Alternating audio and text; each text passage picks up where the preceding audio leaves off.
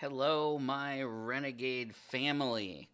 Welcome, welcome, welcome. Mini Monday. Getting back to some miniature painting.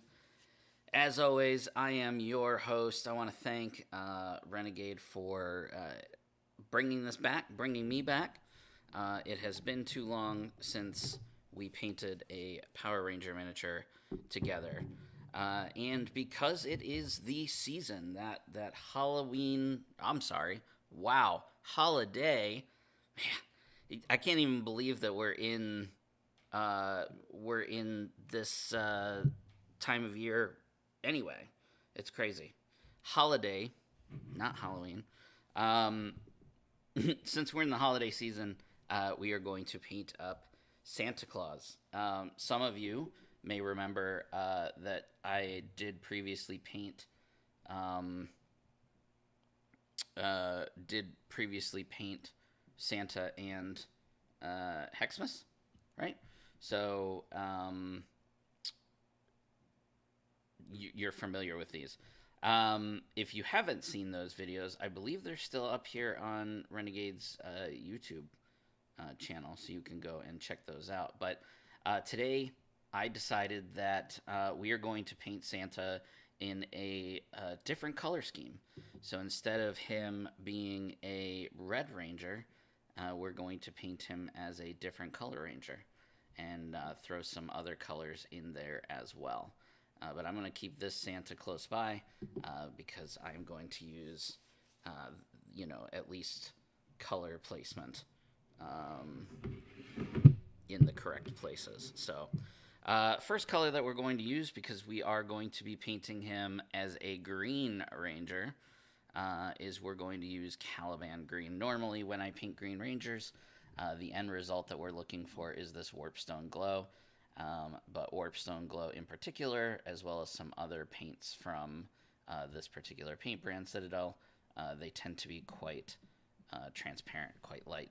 So we need a dark green as our baseline. So I see a few people in the chat. Welcome, welcome. So yeah, make sure that you give your paint a nice good shake. And I tend to want to work, as far as miniatures go, I want to work from the innermost part of the miniature to the outermost part of the miniature. Normally I would do faces first, but because green is going to be A, the majority color, and B, just kind of a pain overall. Look at me, I'm already messing up right into his arrow there. It's going to be a little glary just till we can start putting some color on. As always, I did wash the miniature. When I say wash, I mean literally took it to my kitchen sink with some Dawn dish soap and an old toothbrush, and I washed the whole miniature clean. I do this because when plastic miniatures are made at the manufacturer, there is a release agent most of the time that is put onto the miniature so that the minis don't stick inside of the mold. And it typically doesn't, but it can interact negatively with your paint as you're painting. So I just, out of habit, anything plastic or resin, I will wash. Let it dry, and then took it outside a few days ago on a nice day. We're running out of nice days, so it's good that we're doing the stream now. Next nice day, I'm gonna have to go out and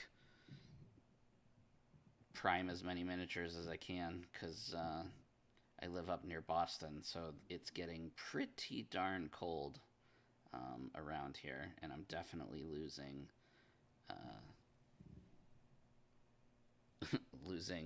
warmth to be able to go outside and prime with. So I'm watering down my paints a little bit, not a ton. I'm going to need 2 coats at least, because green is just... Green can be a difficult color. The lighter a color is, usually the more difficult it is. I'm not worried too much about the back of the legs. He has this big coat on, and getting around to the back of the legs is going to be difficult because it is a one-piece miniature. So getting the back of the cloak back there is going to be a challenge. It's definitely possible. If you are painting along with me at home, you can certainly focus a little more on the back. But just so that we don't get hung up doing stuff. See, you can also get into the back of the cape or the back of the coat to the legs from underneath as well. But I'm trying to avoid the arrow because I do want to keep that white. It's actually not white. That's part of what I was in the middle of saying before I got insanely sidetracked. Once the miniature is dry, we're going to go outside and we're going to prime it. And I tend to, 99% of the time, I tend to use Games Workshop Citadel's Wraithbone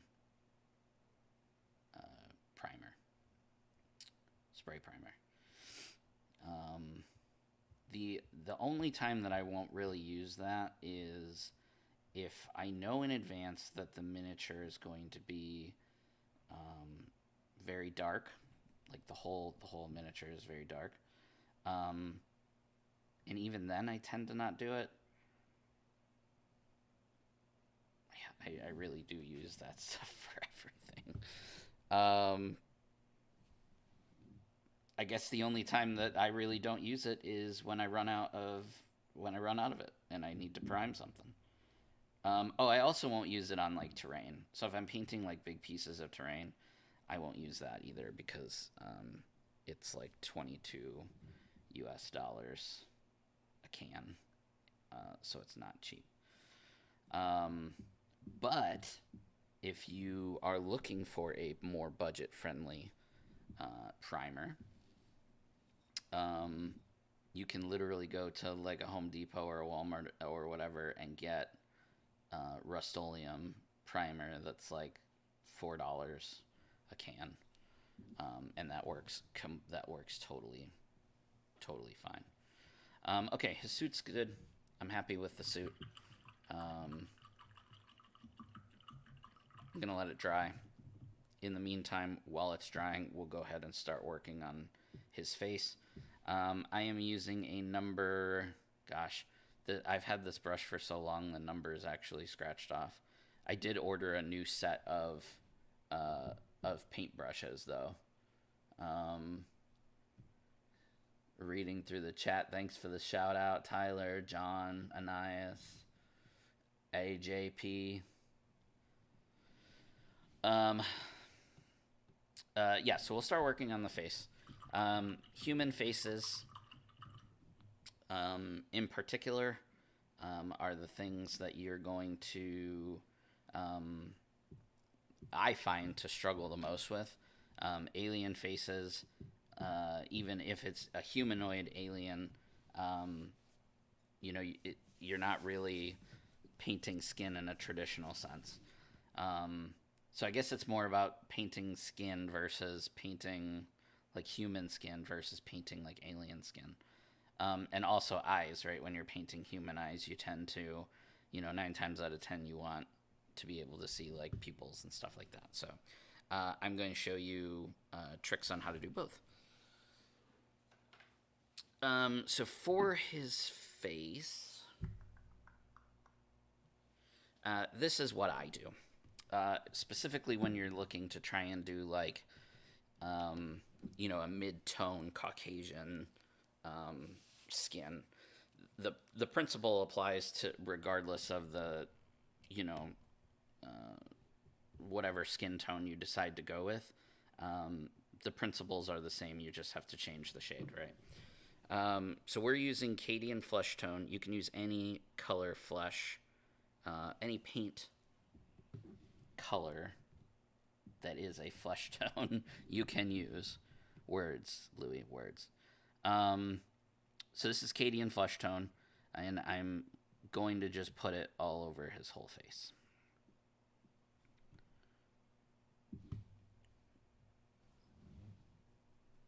You do not need a lot of paint on your brush, and you do not need you don't need to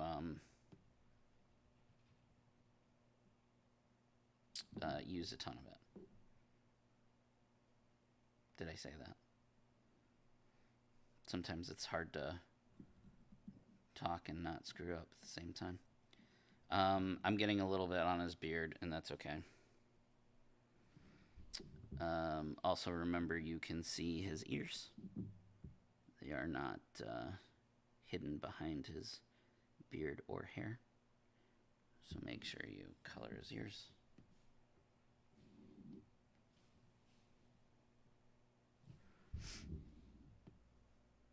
Boop.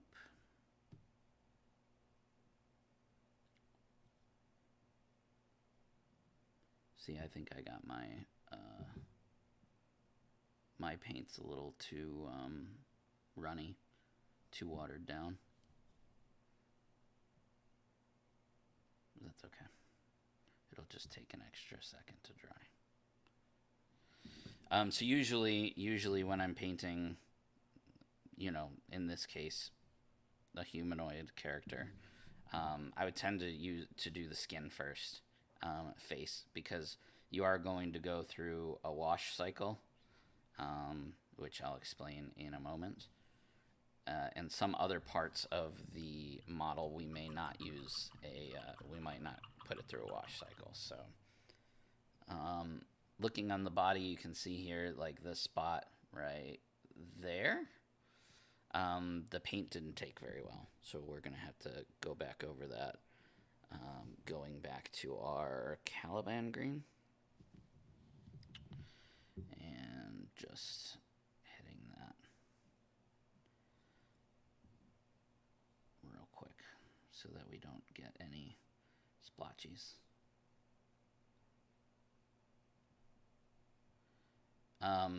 And just know that the suit will not be this dark.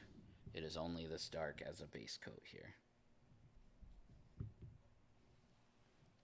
Painting and talking at the same time is difficult. Is definitely difficult, especially during certain parts where you're trying to proper concentrate. You even forget that you're sometimes like, oh wait, I'm supposed to be talking. I'm streaming right now. All right, letting those two colors dry. I think we are going to give him a red coat and a red hat. So I just need to decide if I want to, I guess in the interest of doing things different, I will paint a different shade red. Although I do really like this shade red that was on this mini. I think that was a corn red. It was much darker. But we'll go with a brighter one. So we'll start with a base coat of Mephiston Red. When I show these colors and these brands that I use, just know that in this case you can use any red that you have accessible. I have literally next to, you know what, I'll just show you. So I've got, you know, Citadel color red. I've got Army Painter pure red. I've got, hold on there. Oh, right here. I have these Vallejo paints. There's a red right there. And just know that I've got like 3 other base color reds from different companies. I have at least 6 different brands of red. So when I show you, hey, you know, here's Mephiston Red, please don't just run out to the store and buy Mephiston Red because Louie said to use Mephiston Red. Use whatever paint you prefer, and you know, we're just looking for similar shades. And if you want to paint Santa Claus's coat and hat pink, then please, by all means, do that. If you do want to follow along with me, like I said, Mephiston Red is just a brand choice. We are just basically using red. It's not about the company. This is just the brand of paint that I prefer. It's what I've been using the longest. So it's what I know. I've tried all of them, that I can think of, and some that were recommended to me as like quote unquote the best ever. Like, you're not a great painter until you've started using, scale 75. So I went all in. I spent hundreds on scale 75, like a whole paint set, and they are the paints that I use the least. And it's about, my preference. Oh, sorry, I'm not even showing you what I'm doing. It's just, that's my preference. I don't like a super matte finish, that scale 75 has. I prefer like semi-gloss, like most Citadel paints are. Other people will tell you, oh, one of the things that makes a great painter is their ability to use an airbrush. Man, I'm terrible with airbrushes. Again, I've tried. If you're good with an airbrush, oh, man. I think for me, I just don't have the patience of having to clean out my airbrush every single time I change colors. Because as you'll see as I paint, for those of you who, are new, I tend to bounce around from color to color a lot, especially towards the end of the paint job, and that just does not work very well for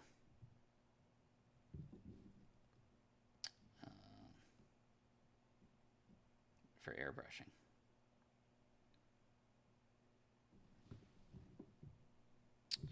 Nope, it sure does not.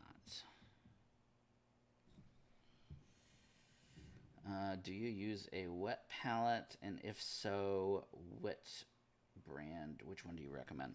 I do use a wet palette. And I would say that the one that I use is, I don't know if there's a brand on here. Oh, there is. Hold on, let's see. It is a D-Artisan wet and dry palette. Looks like this guy right here. And do I recommend it? I have used, again, my fair share of different brands, and I will say that especially when it comes to a wet palette, really they're all fine. You could also make your own, which is very, very simple to do. And if you don't have a wet palette, that is a great way to start. If you never want to buy a wet palette, that is a great way to save some money because really it's more of a nicety. If you have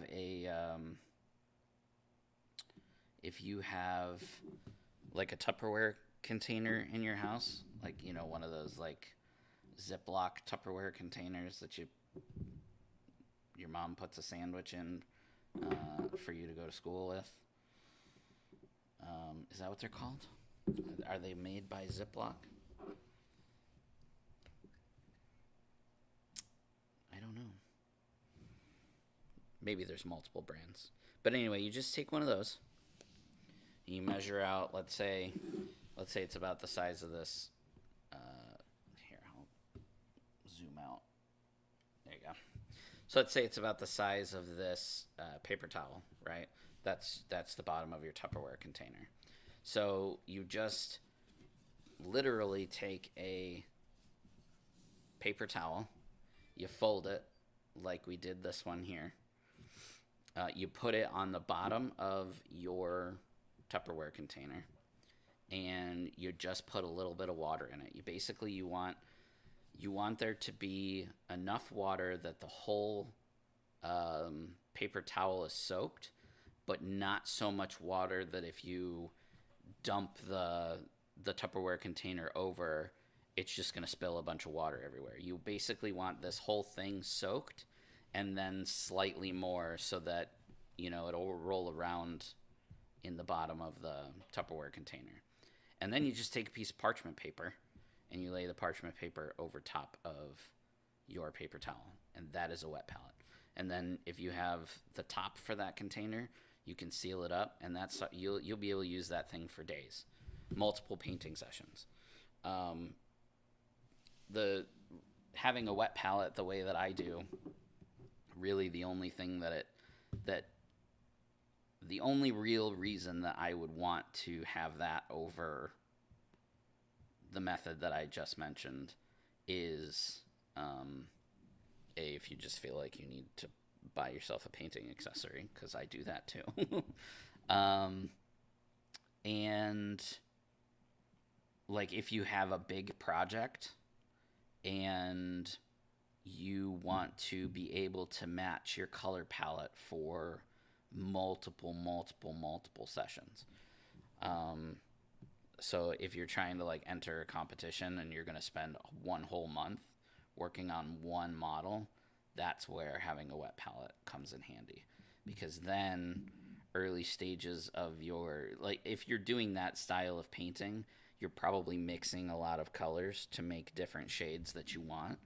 And the worst thing would be like you get almost done with your miniature and you nick it or something and you need to paint over and you don't have the exact shade because you don't know what your ratios were. So keeping a wet palette, like that for a long period of time, or let's say you're painting like a big army, maybe you're painting your minions, right? So you're painting your putties or your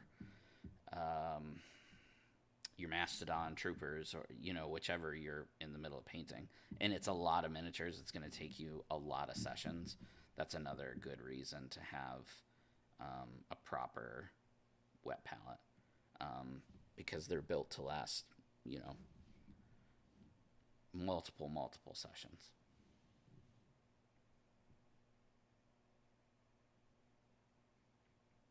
John, you're right. Yes, the Pro Acryl red is definitely one of them. I moved my Pro Acryls. I made kind of like a painting station to go. I bought a large Tupperware container with a handle and stuff, and I made like a little to-go station so that I could move my painting around the house, basically.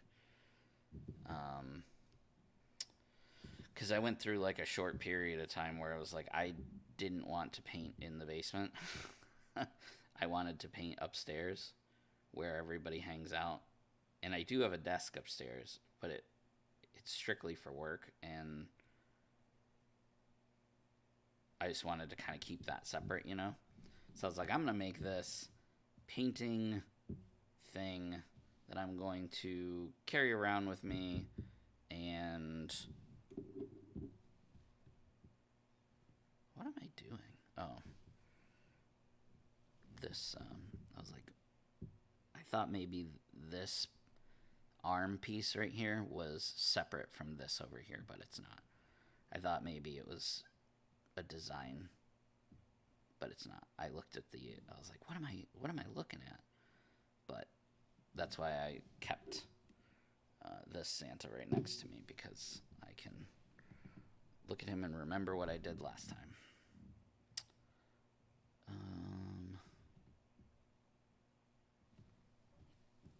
Let's see. This goes up and around. I keep wanting to move closer to my microphone instead of closer to the camera, because if I put my microphone by my camera, then you'll be able to see my microphone and not my camera.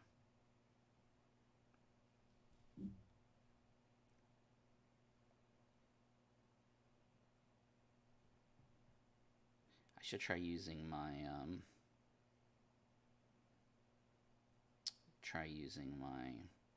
headset. I have a headset that has a microphone and stuff in it, but the audio quality is not as good. Like, my audio output is not as good as my Rode mic. But the problem with the Rode mic is that I'm tethered to be close to it for you to be able to hear me. So it's a double-edged sword, I guess.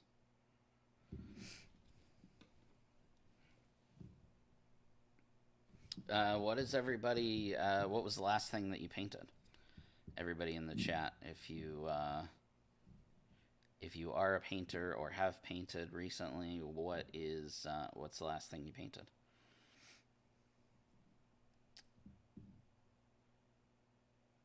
I don't even remember the last thing that I painted, if I'm being honest. My painting has slowed way down recently. Summer was like I got no painting done over the summer. But now that it's started to be cold,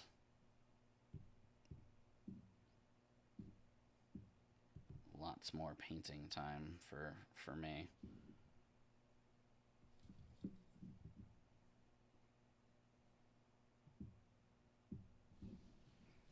I'm just going back over the red that I did on the coat that I can see through.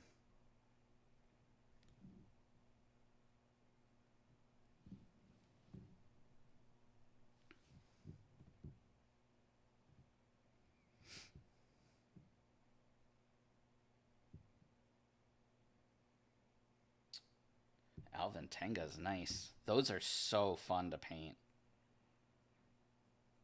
Those are so fun to paint. I really explored contrast paints a lot with the Tenga Warriors.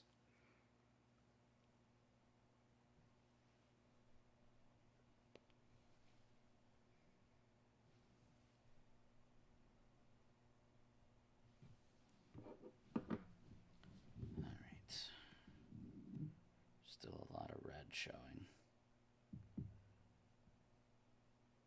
say a lot of red, I mean a lot of white under the red showing.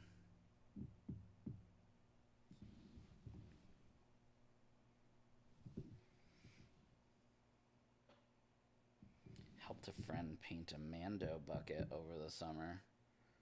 Sweet. Mando bucket, for those unfamiliar with the term, is a Mandalorian helmet.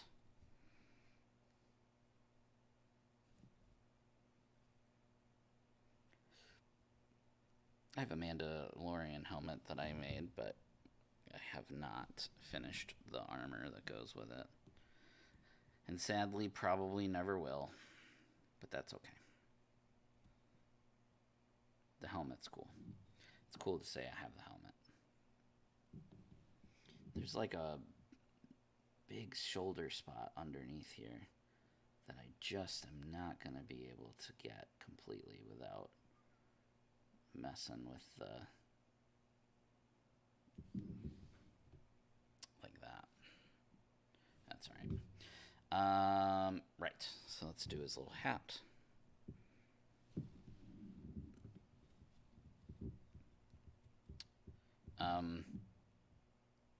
When I was looking at reference photos prior to painting, which is another real big tip, guys,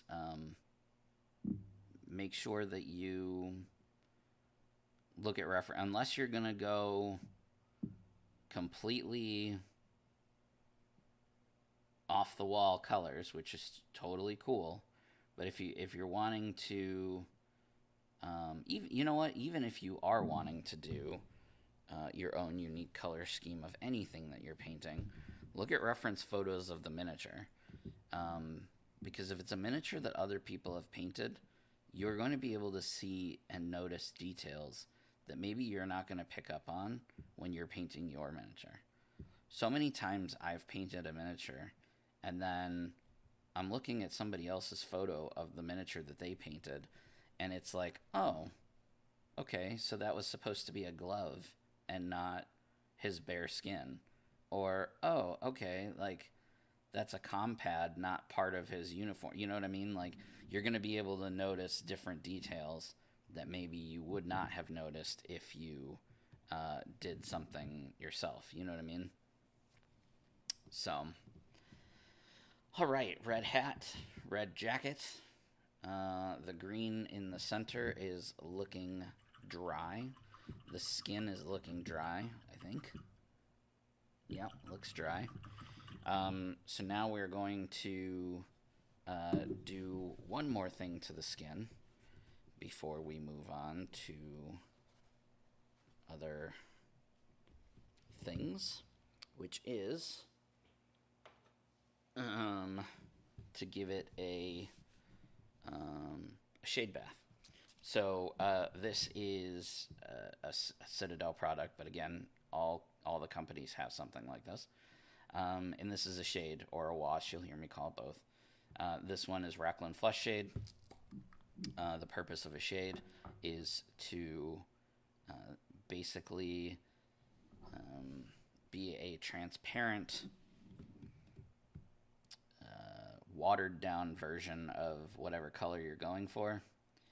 And you put it on the miniature and it will flow into all of the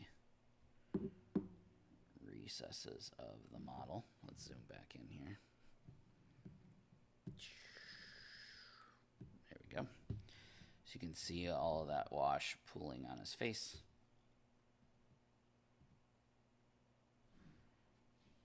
You don't want it to soak up too much to where you can't see the details.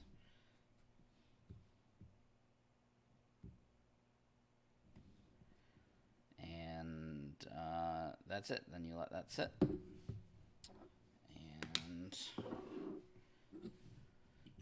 we move on to a different color. What color should we do next?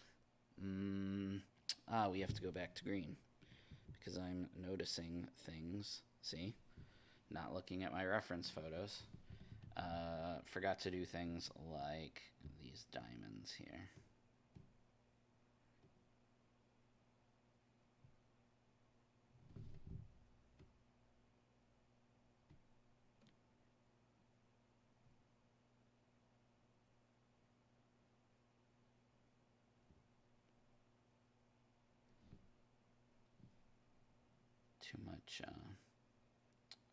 Too much water in my paint, so it ran off. You can kind of see it's not perfectly in the diamonds, but that's okay.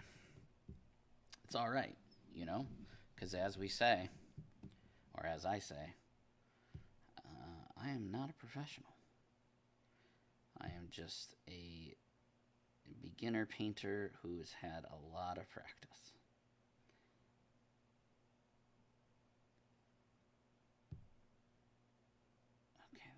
Better because I got some of the water off my paintbrush. You can kind of see the difference there between my two paint jobs. I did paint an additional detail on the other guy, but I am going to see. I want to do something different.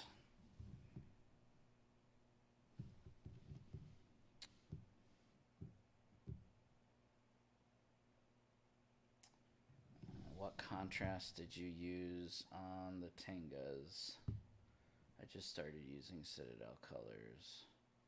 I think I used...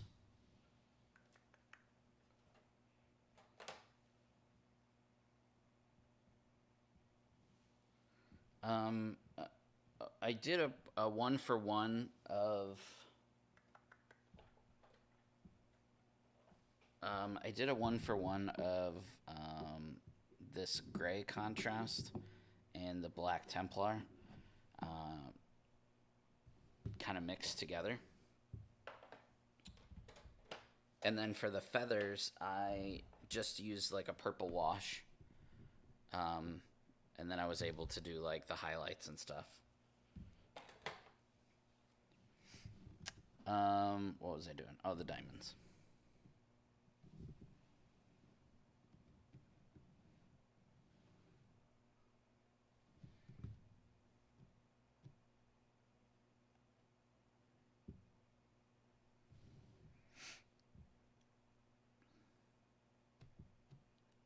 I need to put like some tape around my desk so that I can see the zones of where the miniature is before I start painting. Because then I look up at the camera, I'm like, oh, I wasn't even in the shot at all.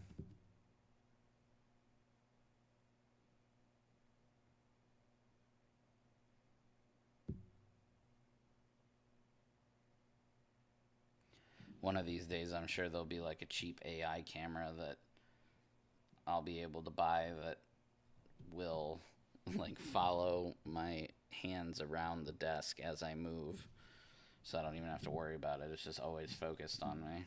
They probably make something like that now, but not on this guy's salary.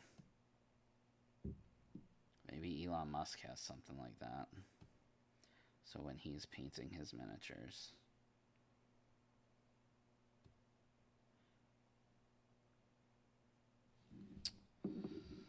Alright.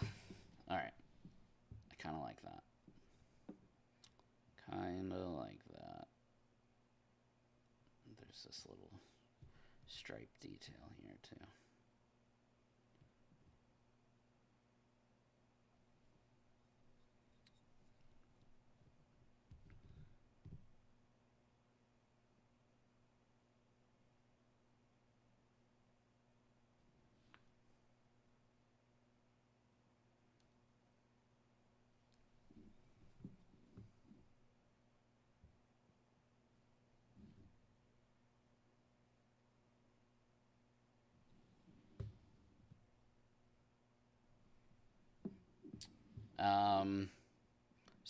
So looking forward into the future, what miniatures would you chat? This is chat question.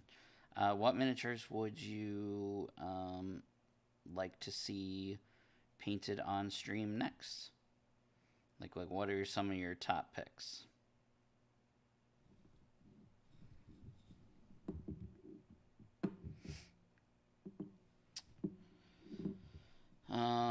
Okay.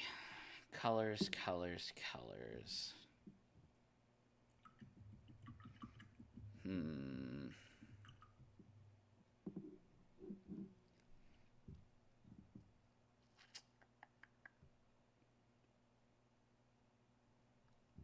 I think I'm gonna paint his sack blue.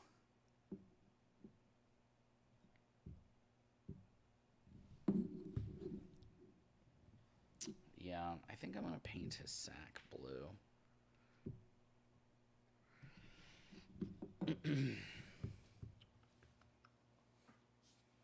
The question is, should I use a contrast blue?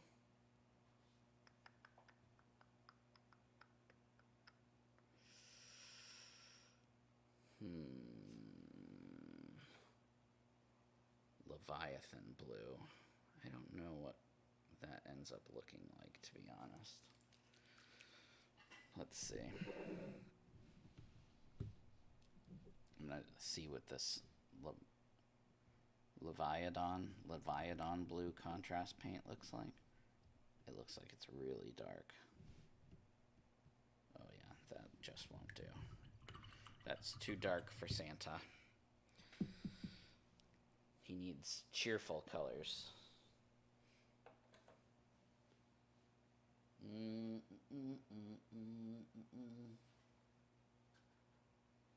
gonna go with Calidor Sky, I think. Blue might be too distracting. This is tough. This is tough.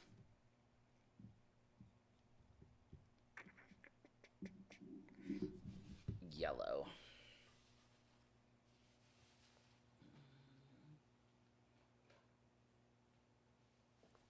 Yep, we're going to go with yellow. Make it kind of like gold.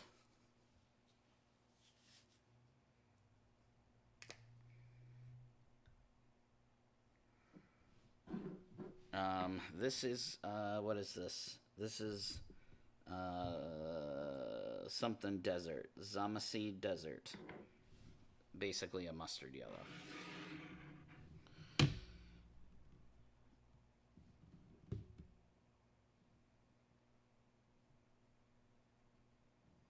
need way more.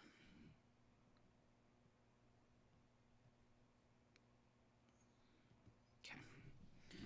All right.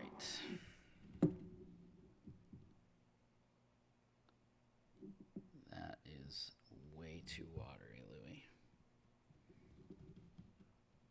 You see how like the paint isn't even like staying on the miniature?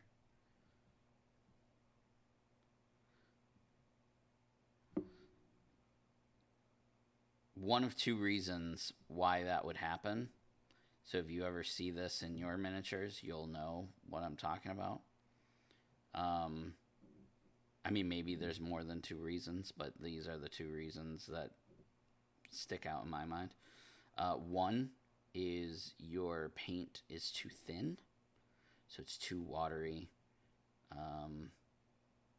Or the miniature doesn't have anything on it for the paint to stick to, aka you didn't prime it. Or in my case, I did prime it, but maybe like this part underneath this bag, you know, maybe I didn't get primer there or whatever, and you'll notice that your paint just pools, like, and doesn't flow, doesn't do anything really.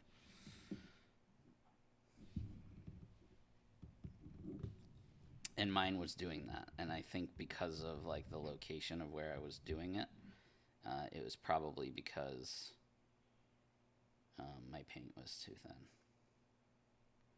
and that was true. So if your paint's too thin, just add more paint.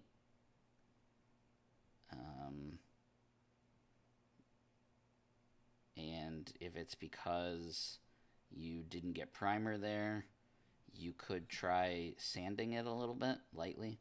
See if the paint then has something to grab onto. I also keep a bottle of brushable primer next to my desk so that if I need to brush on a little bit of primer in a pinch, I can.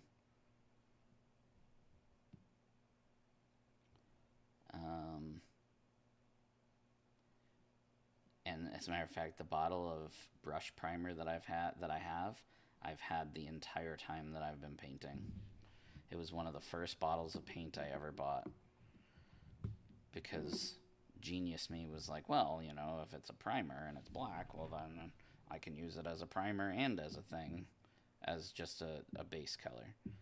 And that didn't really work out for me. So, but yeah, it sits next to my desk, and I use it every now and then. Paint will last you a really long time if you take care of it. Some of the bottles, some of the pots and stuff that I have, I've had the entire time that I've been painting. Which I think was... When was that? When did I start painting? 2015? 2015, I think. About 8 years.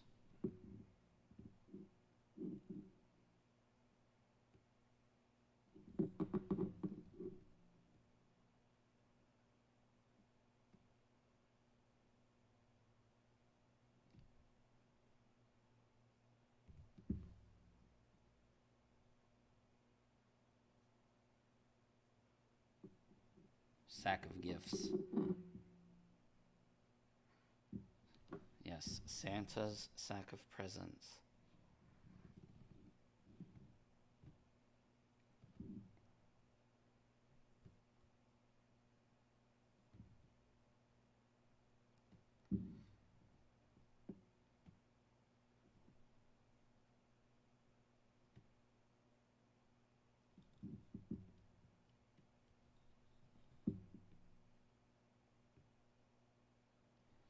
Alright, that looks great.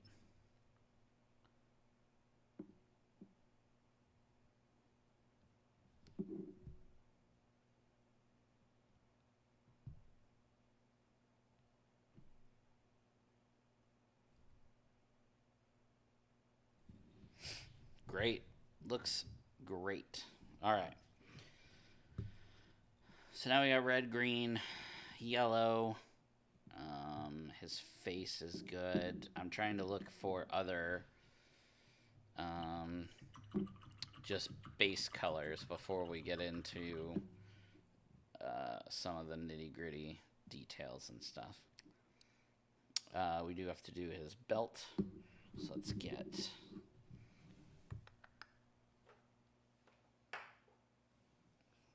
close my paint pots. I have a tendency of leaving my paint pots open.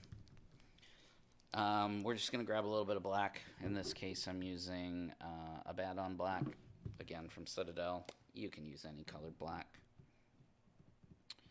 Typically, I don't use the colored black very much. I'm more of a German gray kind of guy. But there are some details that you just need some black. So that's kind of what we're doing here.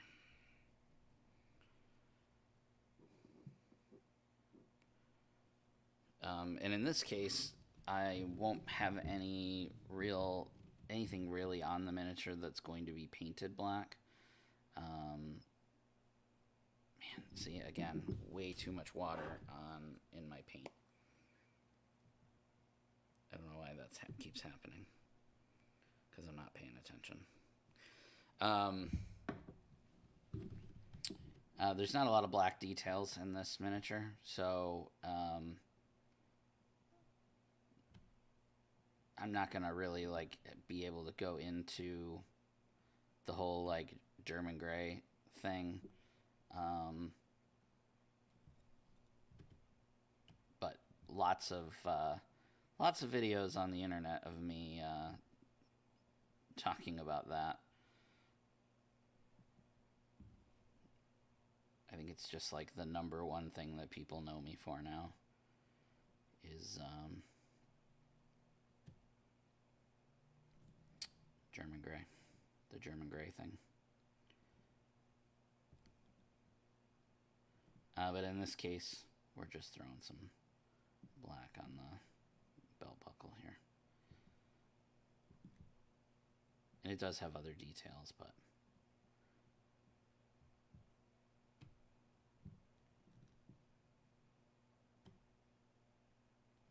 okay.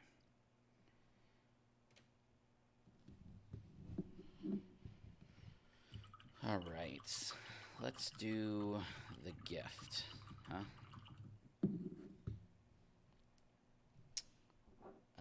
Now I'll use blue. So grab Calidor Sky. Shake up your pot.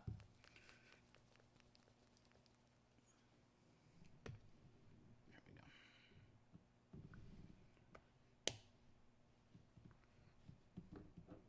This is just the best blue. I love this blue.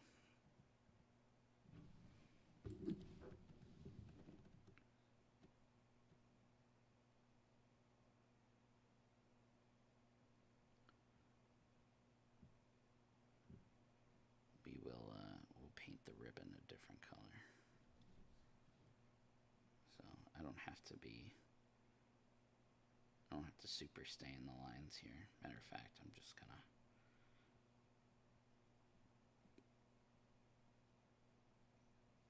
sometimes when you're trying to stay in the lines, you end up screwing up more because you're spending too much unnecessary effort trying to stay in the lines.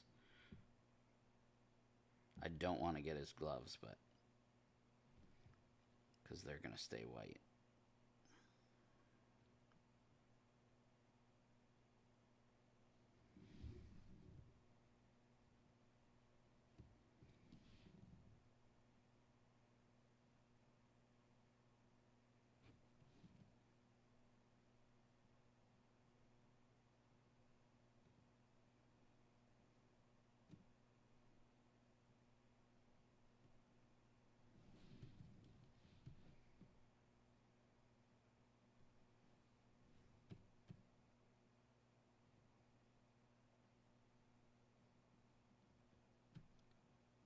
I promise there will be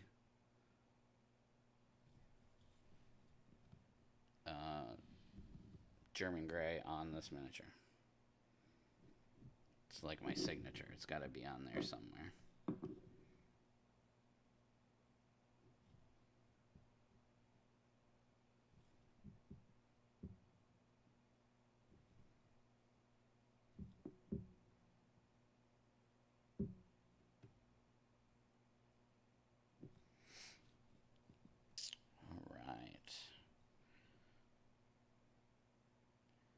See, the blue is pooling too. It's not spreading out evenly. And I think it's because maybe my wet palette has too much water on it.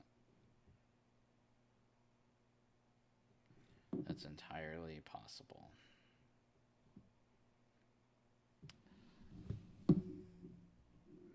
No, it doesn't feel like it. You can kind of like test it if you hold your finger there for a second. If your finger ends up being wet, then you should be fine. Although you can see like some of these, look at me. You can see some of these colors that were here before have dried up, which means it's probably about time that I change this. It's probably about 3 weeks old. Maybe 4 weeks. No, probably 3. 3 is probably a better estimate.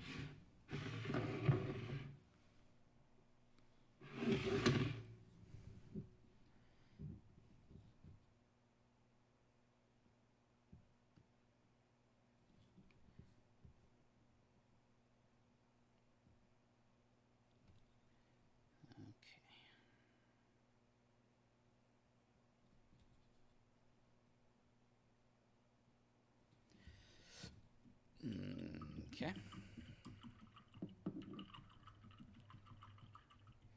Let that dry. While that dries, I'm going to grab some Althuan Gray.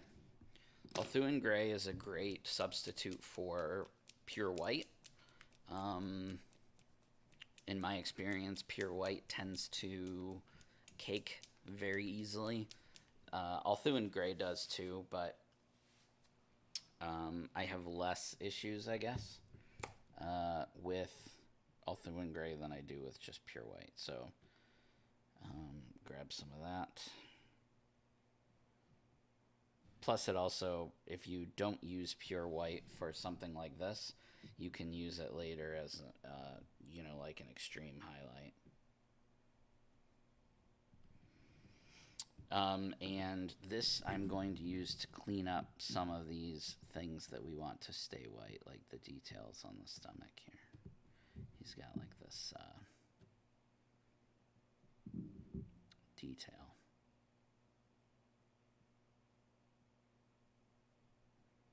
Yeah, that's pretty good.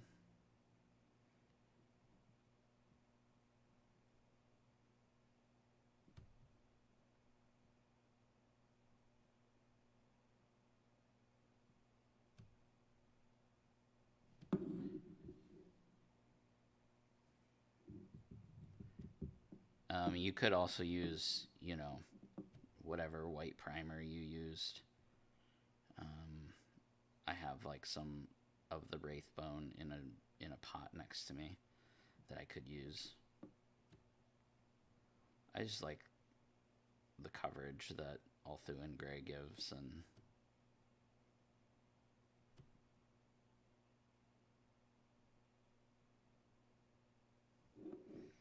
if I were to switch my primary paint to another brand instead of Citadel, there would be a few colors that I would need to bring with me. And Althuan Gray is definitely one of those colors.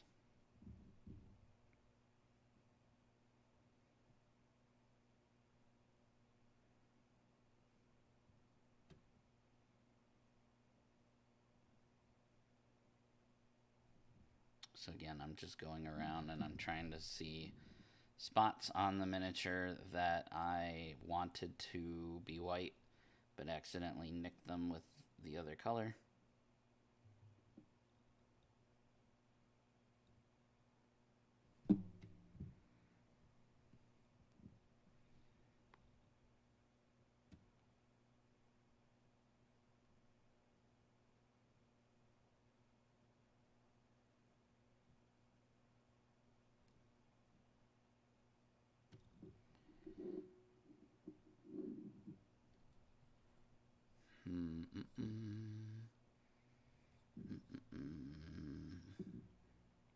Looks pretty good to me. Maybe like a little.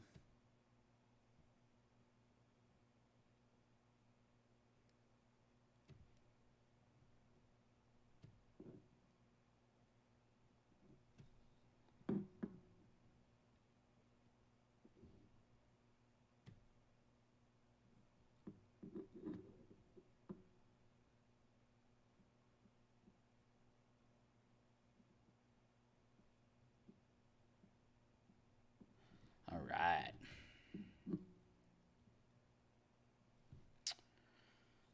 Looks pretty groovy to me.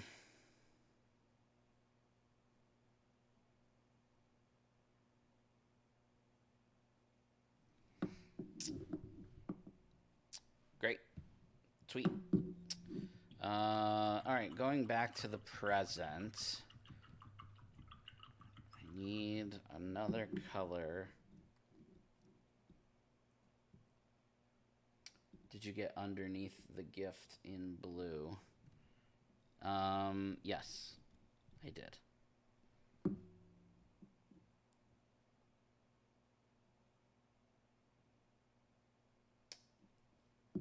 Somebody said pink ribbon. Okay. Sounds good to me. I just have to decide which shade of pink. I think we'll go with Emperor's Children. That's this pink right here.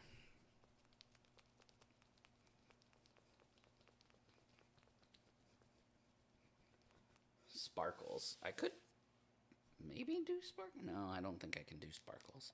I don't think I have any glitter down here. I think that I put all the glitter upstairs because we were using it for something else. So this is Emperor's Children. Citadel paint. Do not ask me why it's called that. Some kind of Warhammer reference. It's kind of weird.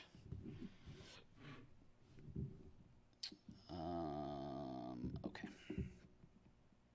Just gotta figure out a good spot to start.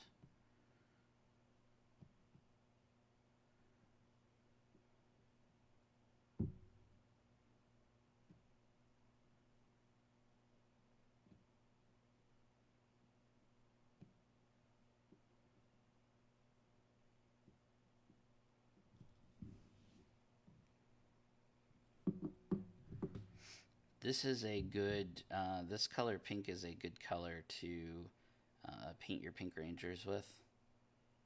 And there's a great highlight color that goes with it. It almost looks like a maternity present. Like, will it be a boy or a girl? Open this present to find out.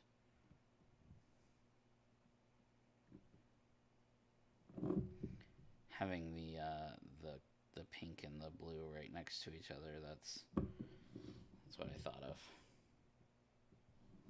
Not going to be able to unsee it now.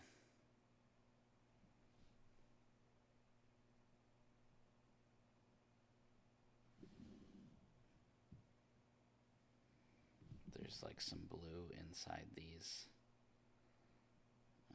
crevices. It's having a reaction with my pink. But that's okay.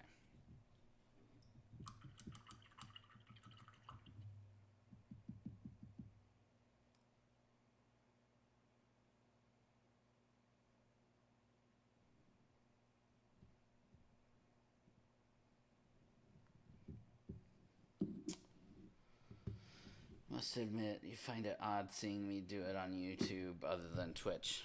Yeah, I just, Renegade is just putting some extra attention on YouTube, I think.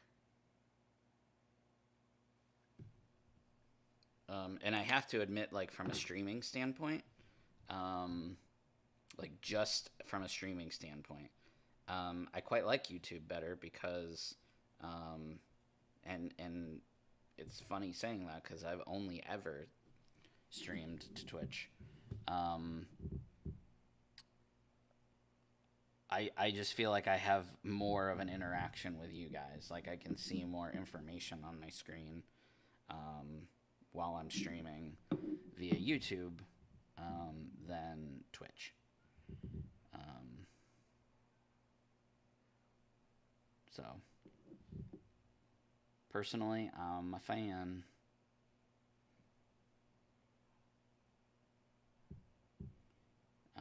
I've just had a lot of like technical issues with Twitch in the past, and so far I'm not getting that from YouTube. So cool by me.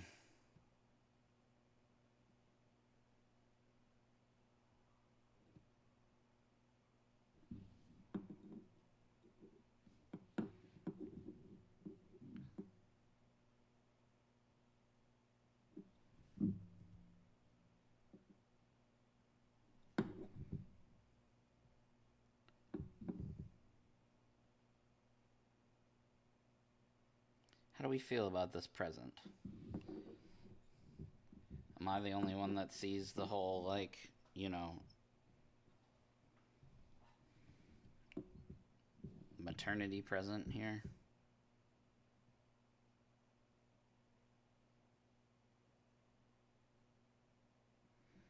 It's like the kind of gift that you bring when a baby is born to the hospital, but no one's told you yet if it's a boy or a girl. You're going in blind. You're like, oh, I'm just going to cover my bases. And Santa's like, yep, I got you. Here you go. No problem. We got you. Emperor's Children was one of the original Space Marine chapters before turning to Chaos during the Horus Heresy, I believe. Huh. Cool. I knew that, actually. And now I'm kind of ashamed that I forgot it to the point where I had to say I didn't know what that meant. I guess I don't know why it's associated with this particular color. Like, why did they name... I mean, because I don't think there was a pink, like, Space Marine chapter or Chaos chapter. So why did they choose to name this particular color Emperor's Children? Like, they have a blue, right? That's like ultramarine blue. And then there's like ultramarines in the game. And they have like Black Templar. And that's like the name of a chapter. And they've got like Blood Angel Red and all this other stuff. But Emperor, I don't understand the pink. But there you have it. There it is.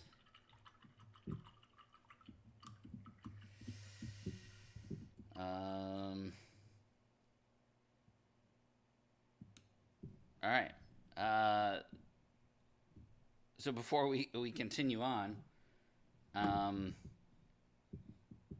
I have to point it out because no one's brought it up yet, and it's going to kind of change now that we've reached this part. But I got to shout out my buddy Atomic Ninja G because he actually came up with this idea. I was talking to him the other day offline, and we were talking about this miniature and like how I should paint it and stuff. And he said, you know what you should do? You should. Well, I said that I was going to paint him as a Green Ranger instead of a Red Ranger. And he said, you know what you should do? You should try and find a way on the miniature to incorporate all the original 6 colors.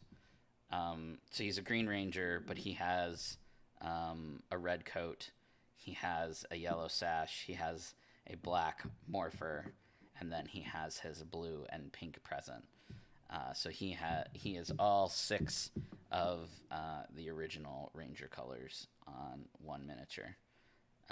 Without looking too gaudy, I hope. I hope it looks all right. I don't know how I feel about the present, but it's all good. And I'm gonna change the color of the morpher, but it's fine. It's all good. Okay. So now we start doing the details, right? Like if you're ready to play the game, he's all painted up. He's ready to play. If you want to get a little more into it, that's what we are going to do now. The first thing that we're going to do is give some of the white in particular, the white details, we're going to give them some extra flavor, I guess. So give me 1 second here to find. Let me lay him down so everybody can at least get a look. And you can already see the differences here that we got there.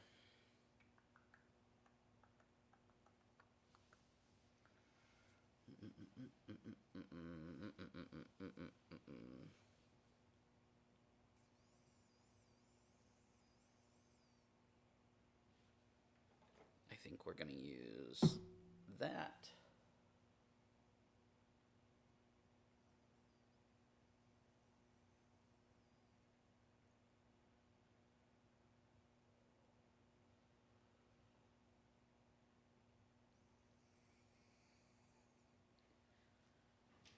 Okay. I think that's all we're going to use. So this is a shade similar to the Racklin Flush shade that we used before. This is Nuln Oil. If you don't know what Nuln Oil is, oh, you know what?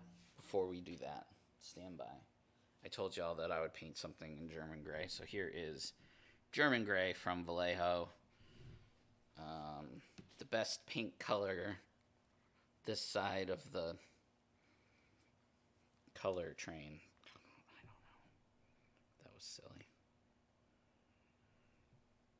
Add a little bit of that to my palette. I'm going to get the palette cam up and running for next time. I feel like when we had the palette cam before, it was better.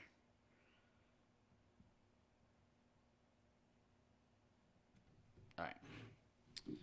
So this is German gray, and I'm going to paint the ribbon that is on the satchel, so the sack of presents.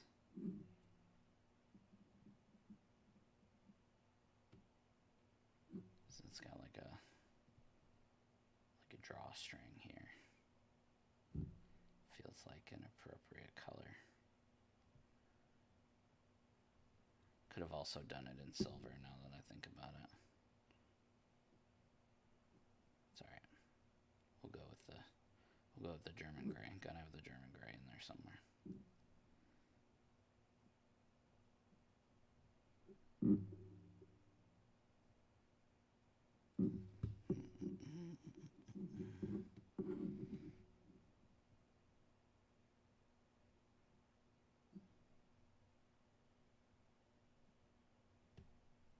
Okay, there we go. I take 100% credit for this idea. You get one idea and that was it. You're welcome. So you're out of ideas now for the foreseeable future. Is that what you're telling me? No more good ideas?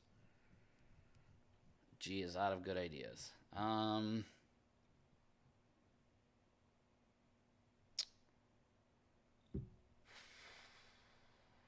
I gotta be honest. I don't know if I like the idea of... It's fine. I committed to it now. I committed. We're committed. We're going to do it. Okay. So I'm going to use the wash over the white bits because I want to give the illusion of,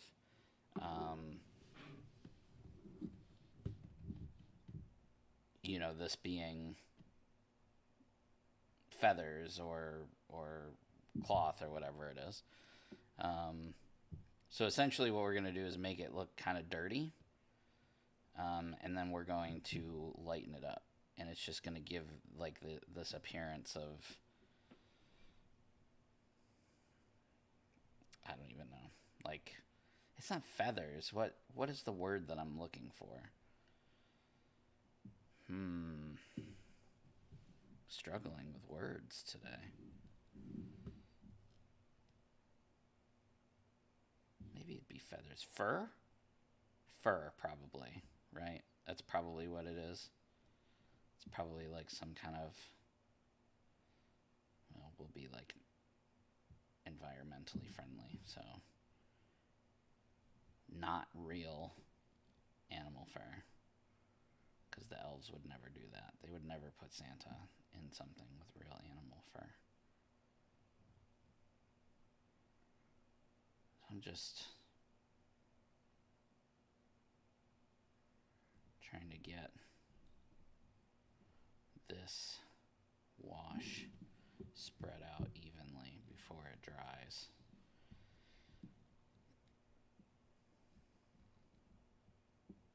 Trying to soak up spots where it's too much.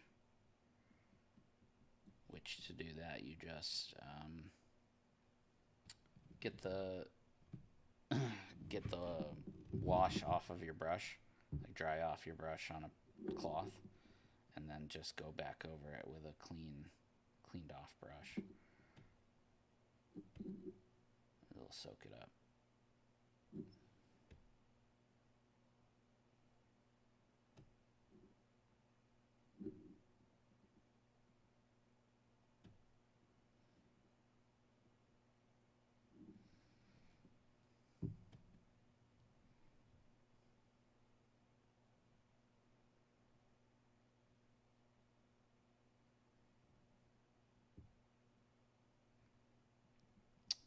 On the previous miniature, on the previous Santa, when we did this, I did it with a contrast paint, not with a shade.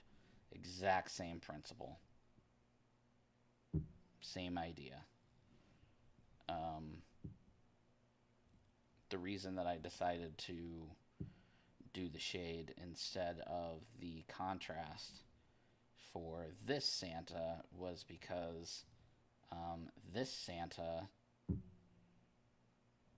A, I'm trying to do something different than that Santa. B, I didn't like the blue tint that the shade gave the other one. You see the difference between the two. I wanted it to look a little dark, a little darker. And we're going to hit his beard this exact same way. Same principle for the beard. But in that case, it's hair and not fur.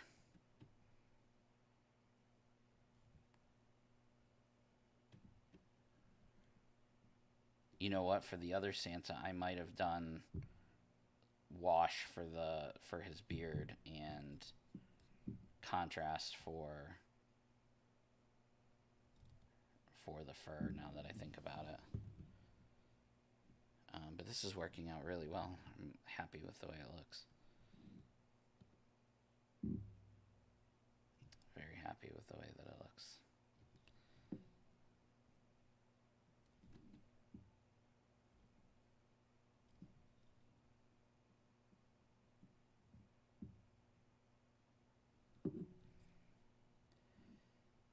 The hardest part about this particular step that I'm taking right now is just not touching the wash while it dries, while I'm having to move around the miniature doing the other stuff. That's what I'm struggling with right now. I have to use the present as an anchor for my thumb.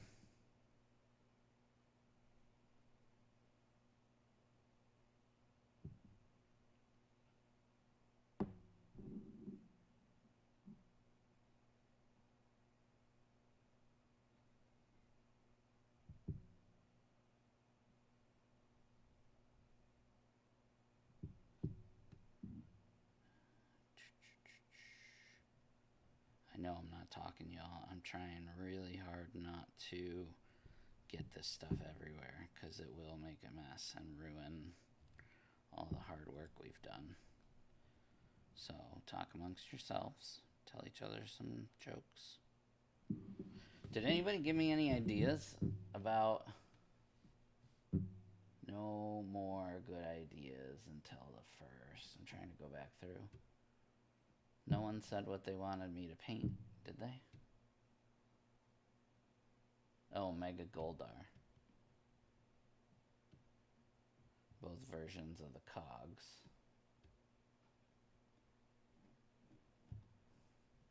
Mega Goldar, man, that's like your... Like, are you trying to, like, hurt me or something? Like, that's just mean. That's mean. So much gold. I mean, I'll do it. Renegade tells me to do it, and I'm all for it. I just don't know how comfortable they are with me streaming for, like, 12 hours. Because holy guacamole, that's a big miniature.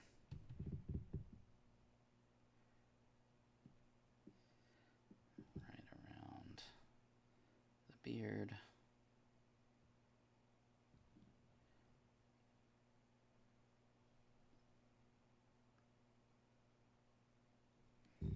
Around the beard.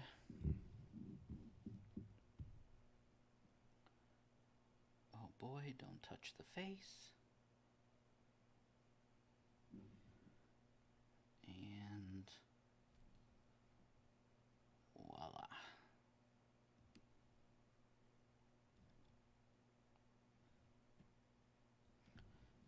Perfect. Exactly kind of what I wanted. Way too much shade in some of these spots, but that's okay. I wasn't fast enough with it.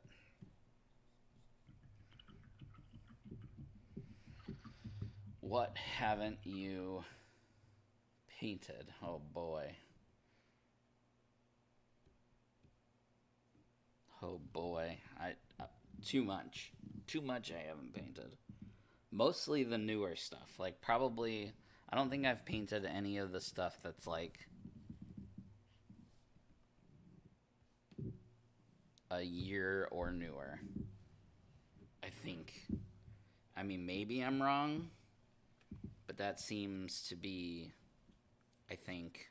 Not that it's been a year since I painted. It hasn't been that long, but...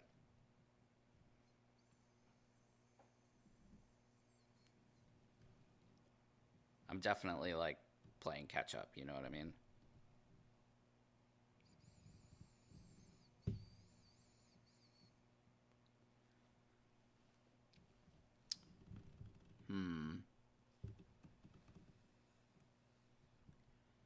Okay. While we let that dry, what can we paint next? You know what? Let's work on the green. Because we had said we don't want him to be that dark of a green. So we're going to go into Warpstone Glow. I have a love-hate relationship with Warpstone Glow. And it's that I love the color. I love the way that it looks. However, it is not an easy color to paint with. I find it challenging every single time. So,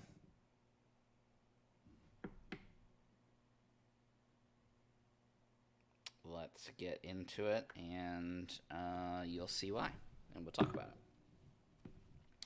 So Warpstone Glow in particular, like many other kinds of paints, but we're talking about this one, is very transparent. So I can put it over the miniature, and no matter what, I'm going to need like 3 coats because I can still see the shade underneath it. I don't know how well you can see that, but it's very splotchy.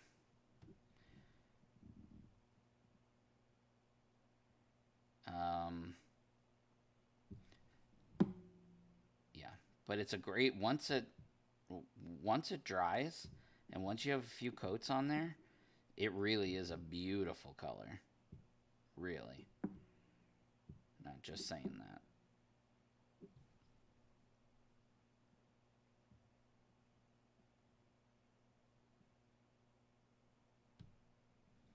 But getting it to painting with this particular paint and getting it to not look streaky, I just have the most challenging time doing it. And who knows, maybe it's me, maybe it's not the paint color. Maybe you guys have the same paint at home and that you don't have any issues with it at all. Which is probably the case. It's probably user error.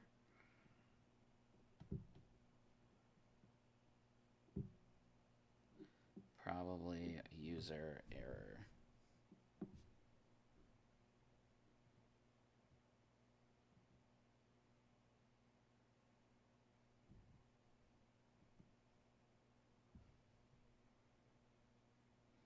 Yes, I did stop at light and dark. You're absolutely correct. I received light and dark, and I primed light and dark, and then I think the first light and dark mini that I was going to paint, that was when we stopped doing the streaming.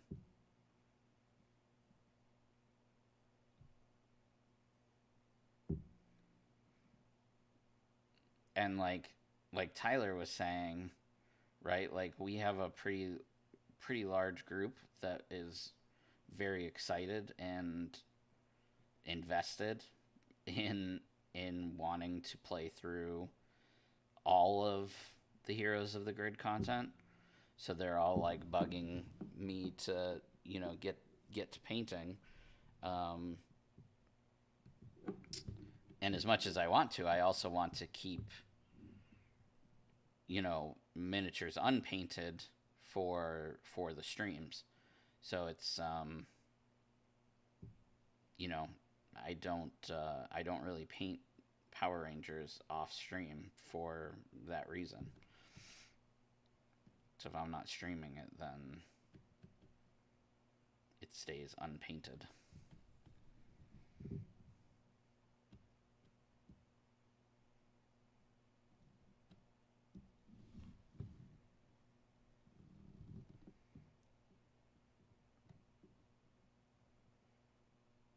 I haven't painted any of the G.I. Joe miniatures, except for the ones that I did for, like, the Renegade Con and stuff. But we haven't had, like, a exclusive G.I. Joe stream, I don't think. Not that I recall, anyway. Again, except for the ones during the Renegade cons. So you can see how many coats I'm having to do on the screen.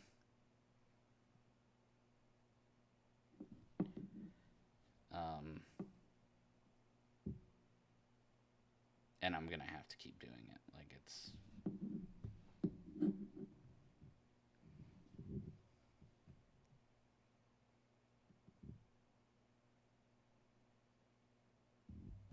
You used gold primer. Yes. I 100,000% would use gold primer for Goldar. There's just no way I would hand paint all that gold. We would be starting from a pre-primed Goldar. So that would actually end up making it quite a bit quicker to paint Mega Goldar. I'd probably need 2 streams. Well, I definitely would need 2 streams. 2 of them are regularly scheduled streams. If it's already primed in gold, I could do that. I could do it in 2 streams.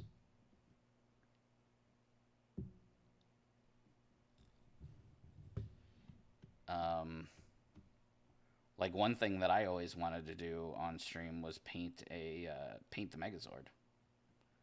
I mean, I already have mine painted. Like that was the first thing I painted when the game came out. But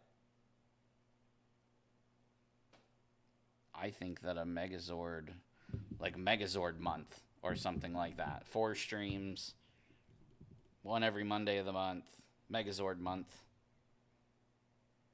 and you know, every week we do a little bit more to the Megazord.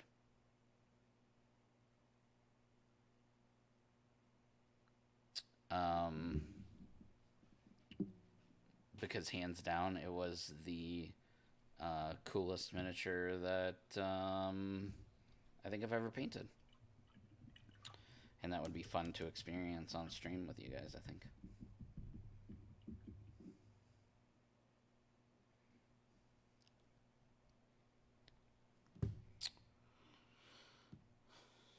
I will run it up the flagpole.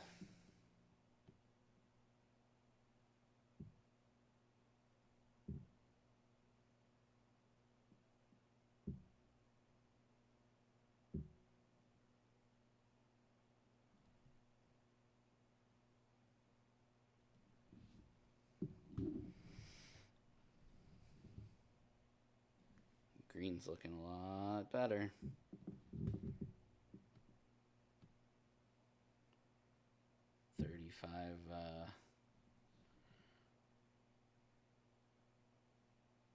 Thirty-five coats later.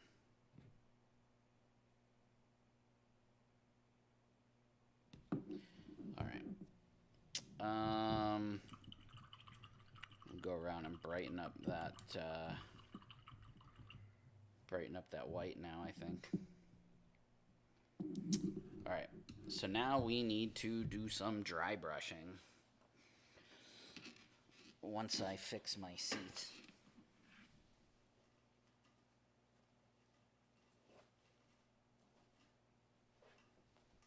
I keep like almost falling out of my chair. I don't know.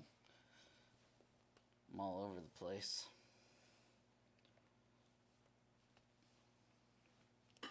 Okay. So let's grab, so you're going to need some clean paper towels. I'll move my palette out of the way.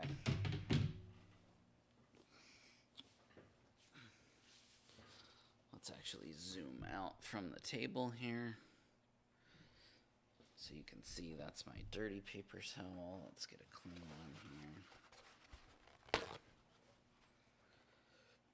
Alright, so we got our paper towels. Let's grab our color. We're probably going to go with some Althuan Gray again. And then you need an old paintbrush or a paintbrush that is specifically designed for dry brushing. You do not want to use your expensive, nice paintbrushes. Please, please don't do that.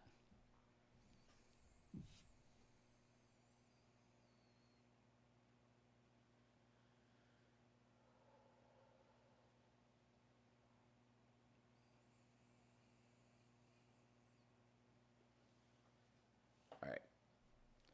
So you shake up your paints. You do not need your wet palette for this because you want your paint to actually be dry. Hence the dry brushing. So, you know, open your paint pot like this. you're going to just dab some paint on. Kind of want to make sure that it's like in the bristles. All right. And then you are going to wipe off the excess so that you don't have very much paint on your paintbrush. And then you're going to brush it over what you're trying to dry brush.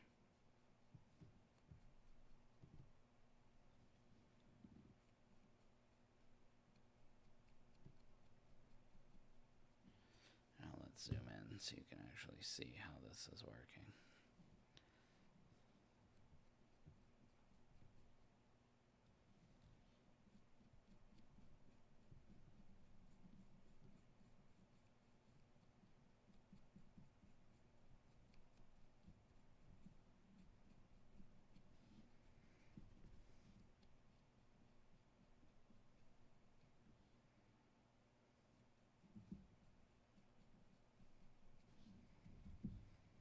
Can't wait to get my Zordon Dice Tower. Yeah, painting the Zordon Dice Tower for Renegade was like, man, that's highlights of my painting career, that's for sure. Sad I had to give it up. I didn't get to keep it.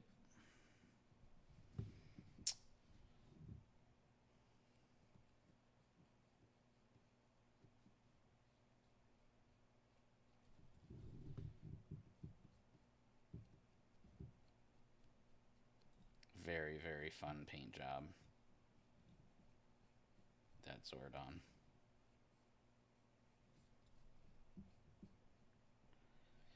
Still, I think my favorite, though, was the Megazord.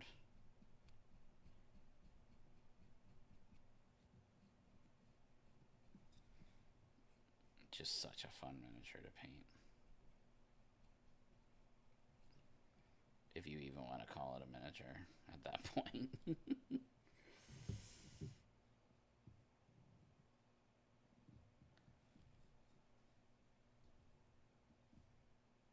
So you can see the difference between this, which I haven't done yet, and this down here, which I just did.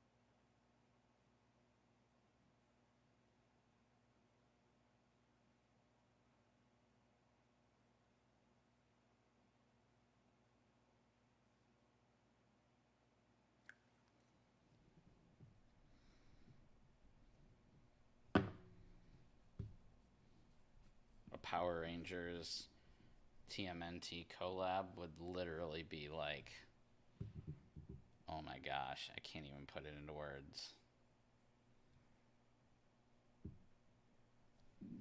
I love Power Rangers. Okay? I love Power Rangers. I love Star Wars, like to the point where, like, I have a Star Wars tattoo. Like, Star Wars has just always been a huge part of my life. But man, neither one of those compares to my love for them dang turtles.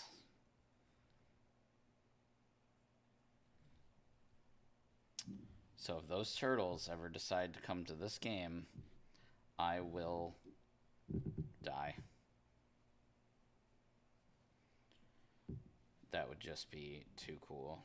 Around here is going to be tough around the hat because I don't want to get the face.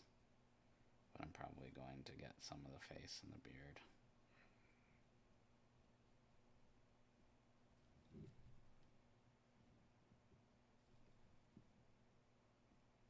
Alright, that's fine. Because we're going to paint over a little bit of the face anyway. Alright.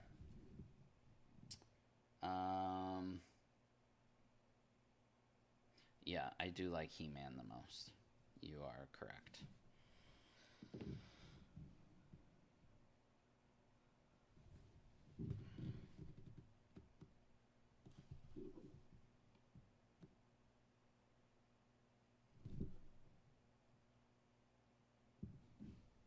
Turtles would be number 2, I guess.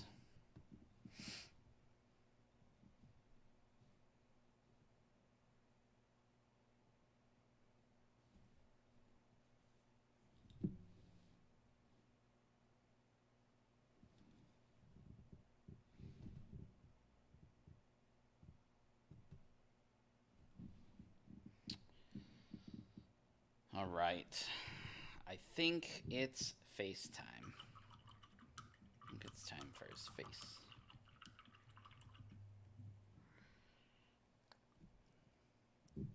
I just don't want to forget the belt. You know what? We're gonna do the belt real quick, because this belt we're gonna make a lot easier than the other belt. We're just gonna give it some silver details and call it a day.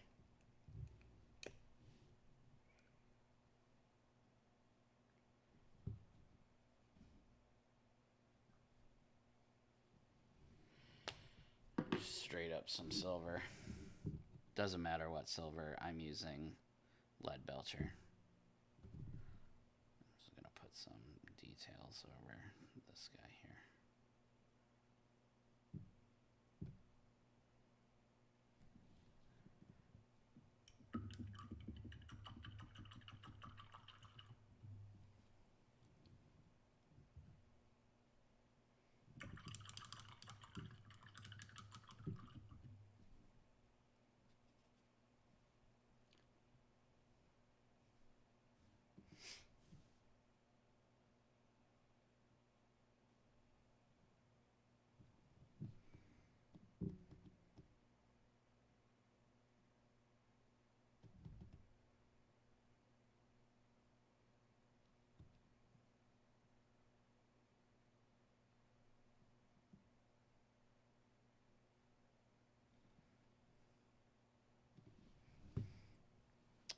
Put a little bit of red detail on there. Alright, now we will fix his face.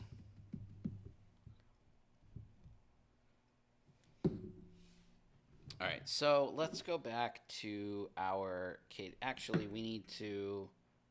No, we'll do this first. Let's go back to Arcadian Flesh Tone. I just realized that his mustache was never painted white. So we're going to have to fix that in a minute. Oh, excuse me.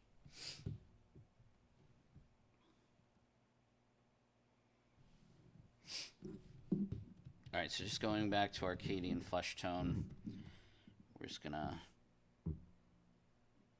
paint, obviously, the parts that I got white from the dry brush, but... we're going to try and stay away from like the recesses and stuff that we did put the wash on.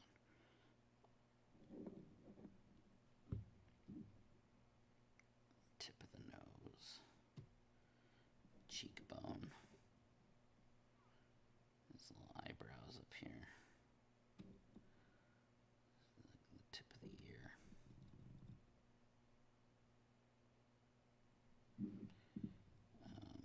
And then in this case, I'm going to do his bottom lip. Okay, great. Now I'm going to grab some black. Actually, I'm going to grab a smaller brush real quick.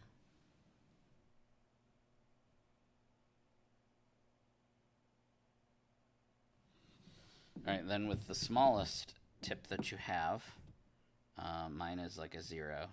Yes, it's a 0. You're going to grab some black, and you're going to go into the eye socket. And me, I paint the entire eye socket. Let's give them like the Deadpool eyes.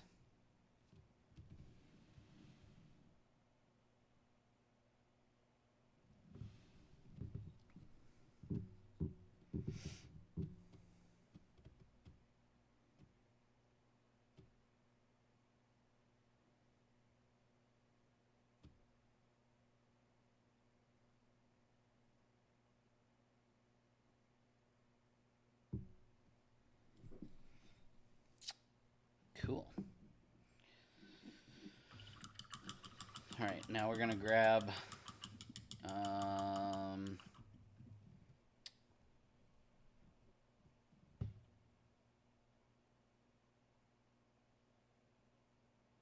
I'm glad everybody's having fun.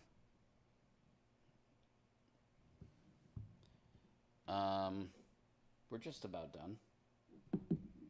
We're just about done-ish. Really just got to decide on a base.